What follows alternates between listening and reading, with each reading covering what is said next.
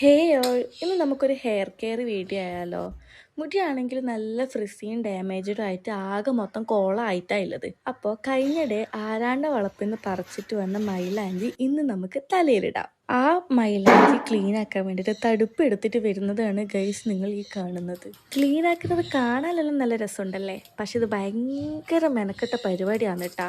അതുപോലെ ഈ മൈലാഞ്ചി ഇലയ്ക്ക് നമ്മളെ ഹെയറിലുണ്ടാകുന്ന കുറേ പ്രോബ്ലംസിന് ഒരു സൊല്യൂഷനാണ്. അതായത് ഡാൻഡ്രഫ് ഇല്ലാണ്ടിരിക്കാനാണെങ്കിലും മുടി പൊഴിച്ചലിനും മുടി വളരാനാണെങ്കിലും നമ്മളെ സ്കാൽപ്പ് ഹെൽത്തി ആയിട്ട് വെക്കാനാണെങ്കിലും മൈലാഞ്ചി ഇല നല്ലോണം ഹെൽപ്പ് ചെയ്യുന്നതാണ്. കറിവേപ്പിലേക്കും ഏകദേശം ഇതേ ഗുണങ്ങൾ തന്നെയാണ് ഉള്ളത്. മൈലാഞ്ചി ഇല നല്ല പങ്കിൽ ക്ലീൻ ആക്കി എടുത്തിട്ട് അത് 1-2 പ്രാവശ്യം വെള്ളത്തിൽ കഴുകിയെടുക്കുക. ഇത് രണ്ടും മിക്സി ജാറിലേക്ക് ഇട്ട് കുറച്ച് വെള്ളം ഒഴിച്ച് ഫൈൻ പേസ്റ്റാക്കി അരച്ചെടുക്കുക.